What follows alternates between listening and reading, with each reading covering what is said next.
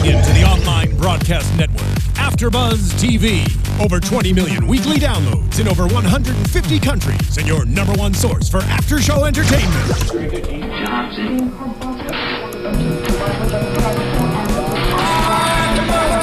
AFTERBUZZ TV, the destination for TV superfans. Producing after shows for over 300 of your favorite TV shows, interviewing celebrities and showrunners, and bringing you behind-the-scenes exclusives. All thanks to E! Entertainment's Maria Menounos, producer Kevin Undergaro, and internet leader Akamai.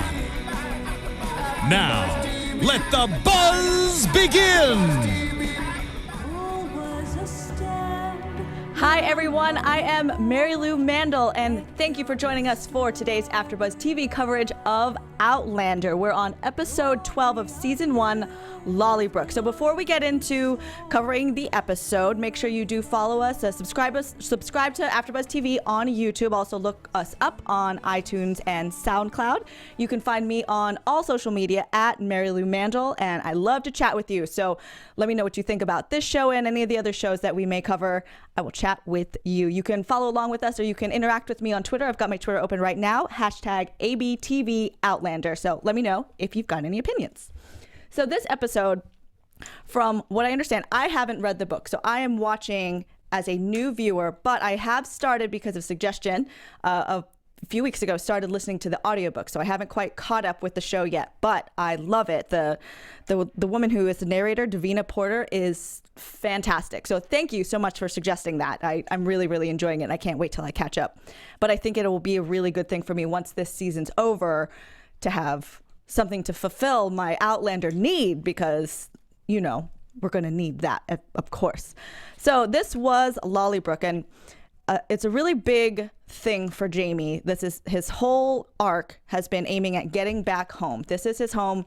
He's got so much fondness for it, but he also has a little bit of resentment because this is where he had his face-off with Blackjack, and his sister potentially got raped, which we learn later was just an attempted rape. But he also thought that his daughter had given birth to a child by this rape. So we learn quickly that she does have a child, but it is through another guy that he went to war with, that Jamie went to war with, and it's really wonderful.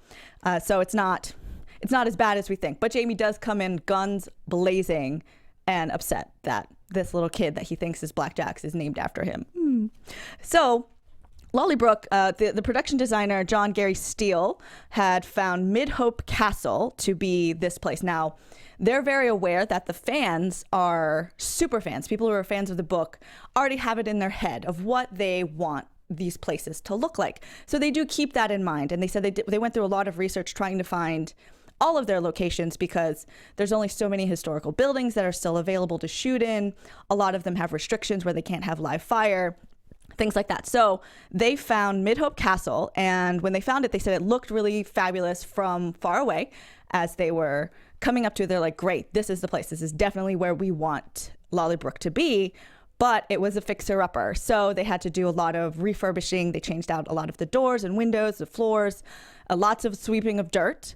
But they also said that they didn't bother with things that were off camera. So if they knew they were not going to shoot a certain area, they just didn't refurbish that, which I guess is pretty smart, versus when you buy a house yourself, you really have to get all of it done because you're living in all of it. But we only use parts of this because it's a TV show. So it's really great. I think that the location that they got was great. I'd love to hear what some of the viewers think, if this fulfilled your vision that you had made for yourself when you were reading the book. Because now when I get to Lallybroch, I already know what it looks like from the TV show. I won't have the same experience. So I'd love to see what you guys think about that. Also, when they were talking about decorating the set of this place, the library in particular, there's a lot of trinkets that are in there. And so I don't believe that we really saw it, or maybe we only saw some of it in this episode. But because Jamie is so well-traveled, they filled it with a lot of trinkets and a lot of different things in there. And you would think that maybe they would hide like an Easter egg for the viewers, but they actually didn't. But apparently there is an Easter egg in Gaelus's place that hints to maybe the future which now we know from last episode that she is also from the future. So I would love to go back and see what maybe was hiding there. If any of you have found it, please tweet at me and just let me know where it is so I can go back and watch it, because I'd like to know that.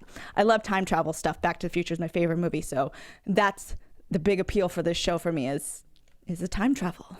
It's really, really great.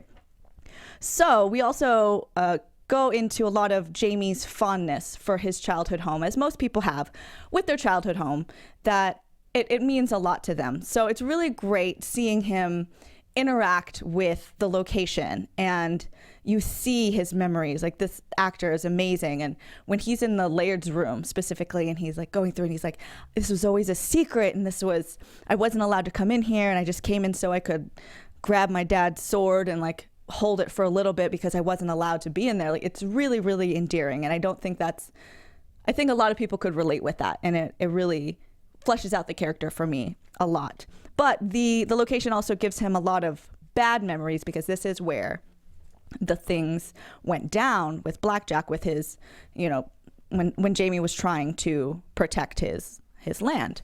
So, when he first comes in, he sees where he's outside and the Redcoats are holding on to his sister, and they, the tussle happens. So that's really hard to see. Like, I understand, and I think a lot of people would understand, if you go back to a place where maybe something really bad happened to you, it's hard to not associate it with that, especially since this is the first time he's been seeing the place in 4 years. So it's weighing pretty heavily on him. And we get to know a little bit more about what happened with Jenny there during this bad instance with the rape. So that was really fun. Not necessarily fun, but I thought it was a really important scene where Jenny is explaining what actually went down. And she says that Blackjack took her inside, took her upstairs. She didn't know what to do. He's talking the whole time, but she gets up there and she's just trying to figure out what to do to get out of this. And as a big moment in television history, we have a flaccid penis actually on screen. And during this rape, she laughs in his face, which, as far as how rapes are typically portrayed on television, like, we see boobs all the time. We see the female body naked all the time, but it's very rare to see something from a male, especially if it's a penis. And it's just, for me, knowing a lot about how rapes are portrayed and how women are portrayed, like, in a rape scene, more likely you're going to get the female's body and then the male is completely clothed. But this was opposite. She was completely clothed, but he had exposed himself and couldn't get it up because she was not fulfilling his desire for her to be scared. So she was scared. Yes, she was scared out of her wits, but she just started laughing at him, and that did not do it for him, and which gave her control of the situation. Even in this degrading, like she couldn't overpower him physically, but she could laugh at him, and she could laugh in his face, and he didn't like it, and that was her way of fighting back. And I thought it was a really great scene and a really important scene as far as like history of just bodies shown on television. So I'd love to know what you guys thought about that. We do find out a little bit more about Blackjack, that he didn't only want to rape Jenny, but he also wanted to rape Jamie, which actually took me a little bit aback because it just surprised me. I just didn't see that. And, Jamie goes through his story about how Blackjack gave him an option to opt out of the second flogging. You would be free that day if he just let him bugger him, as Jamie put it. And, and Jamie said, I could have done that. And, it probably would have hurt, less. But he couldn't go through with it because he didn't want his dad to know that he gave in to this man. And that tells you a lot about his relationship with his dad. He's got so much respect for his dad. And then it's really unfortunate that during this flogging, the second flogging that he does end up getting, because he turns down the offer, that's where his dad dies, because he sees Jamie go limp at the post and he thinks that he's died. So his dad just keels over. And then we learn eventually that Jenny had blamed Jamie for that death for a while, and then she blamed herself. And then when we get to know their relationship a little bit more, we know at the end that both of them were just blaming themselves. But it had nothing to do with them. It had to do with Blackjack. Neither of them killed their father. So it was really cool to see that dynamic. And especially, speaking of that dynamic, let's talk about Jamie Fraser. I love her. We just meet her for the first time in this episode. We've heard about her. We know that this is the person that Jamie was protecting, but we haven't yet met her. And she is so fiery and so fabulous. And when I was going on social media, I started to look up different things, like what people were posting about the episode. And I found the hashtag Jenny from the Brock, and it was so funny. And apparently that hashtag was originated years ago by a Twitter user, Miss Liz61, but now has been brought back again because of the television show. And I just thought it was so funny because she would be definitely like Jennifer Lopez, sassy Jennifer Lopez, Jenny from the block. But this is Jenny from the Brock, and it's clever, and I love it. Well, this actress, Laura Donnelly, was fantastic, really great at portraying this brother-sister dynamic with Jamie. And you could see that there were years of just turmoil of she was happy to see him, but she wasn't going to put up with any sass from him. Because she had been taking care of the place and he had not sent any word about how he was doing. So she's a little angry, happy to see him, but a little bit angry. And then you see their relationship where she's trying to get him to understand what she's saying. And she's like, do I need to grab you by the balls like we were when we were little? And, and she's not trying to have it with this new woman coming through because she doesn't know who this is, who Claire is. And, we get all of those things where Jenny's adjusting to Jamie's return, because Jamie starts to do things where he's making decisions without knowing what the full situation is. So there's a child that they find who's been being beaten by his father, and Jamie just goes and gets drunk and fights with the guy. And then the guy says, fine, they'll take the kid. If they know what's best for the kid, they can be a better father. Well, Jenny was already working on another solution for the child instead of just going right out. It ended up working out for them in the end, but that's where communication is so important. All right, families, friends, everybody, let's talk to each other, especially when somebody's been running the house for 4 years and you just come in like it's no big deal. You got to work together on this a little bit. So communication, super, super important.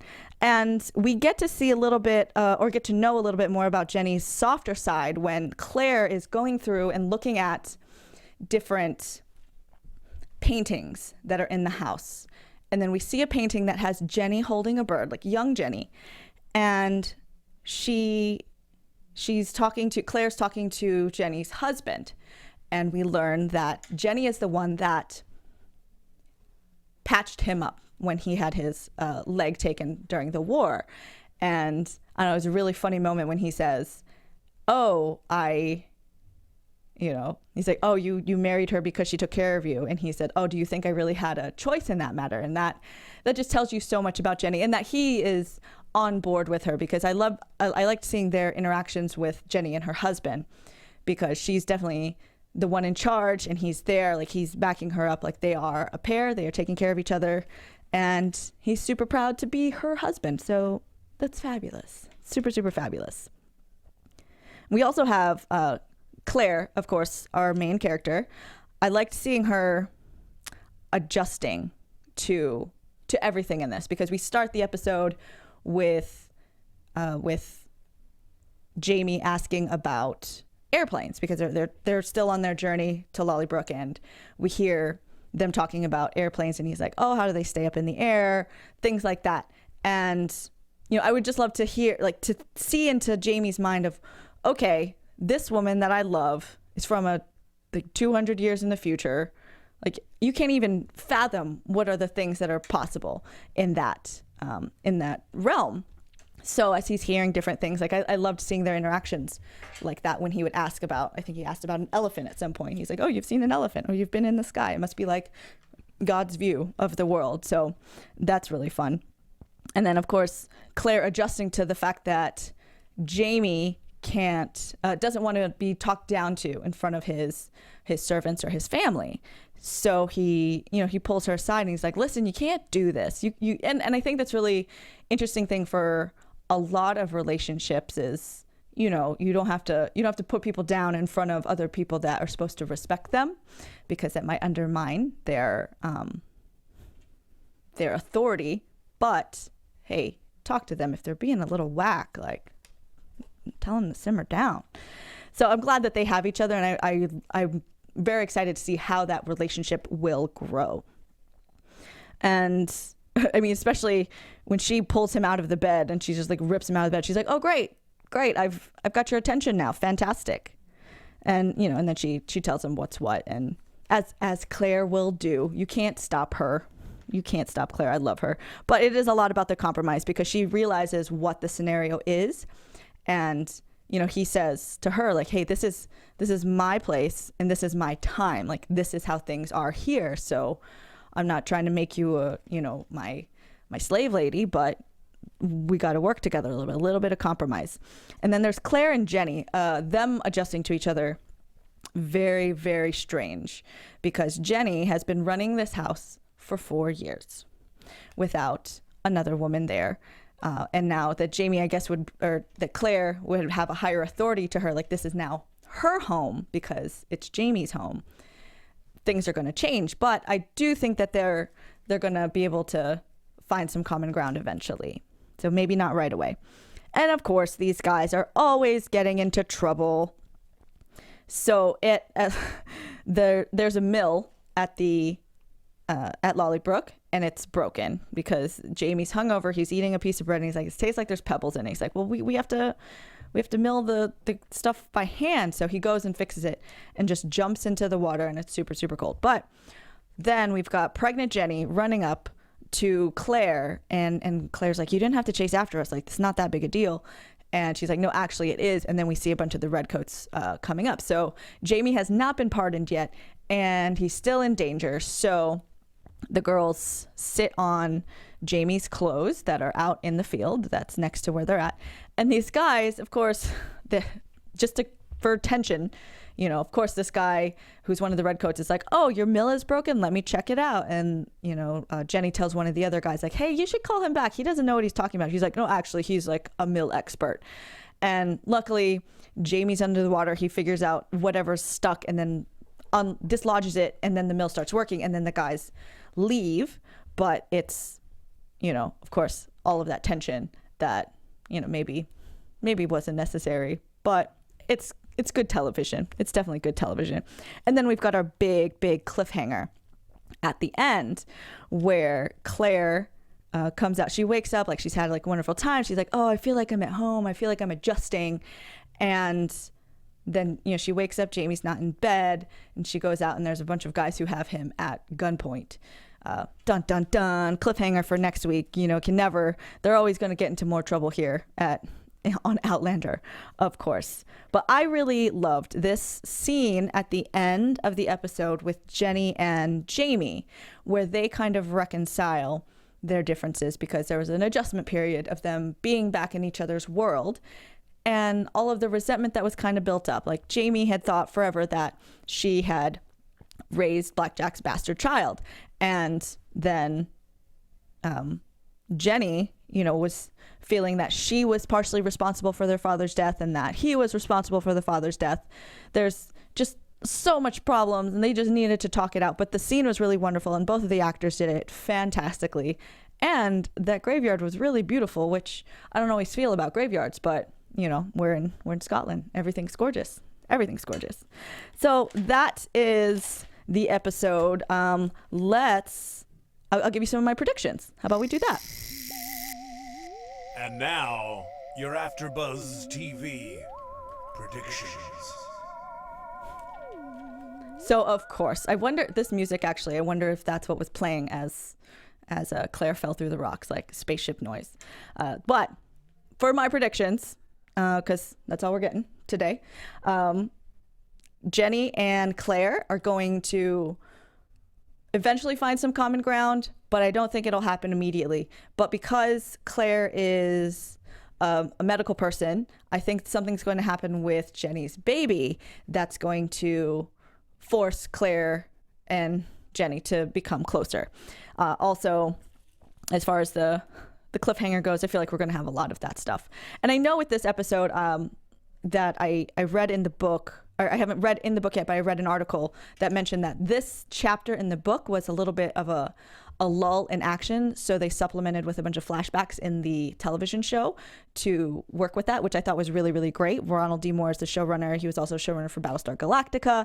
I think does a fabulous job. And I loved BSG also. So I really like where they're going with this. So I expect to see more of that awesomeness on Outlander. So that was our coverage today for Lallybroch, episode 12 of season 1 of Outlander. Make sure you do subscribe on YouTube at AfterBuzz TV. You can also find us on iTunes and SoundCloud. You can find me on all social media at Marielou Mandl, and we will see you next week.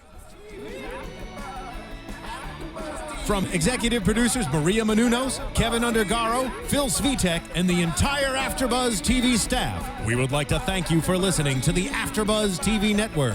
To watch or listen to other after shows and post comments or questions, be sure to visit AfterBuzzTV.com. I'm Sir Richard Wentworth, and this has been a presentation of AfterBuzz TV. Buzz you later. The views expressed herein are those of the hosts only and do not necessarily reflect the views of AfterBuzz TV or its owners or principals.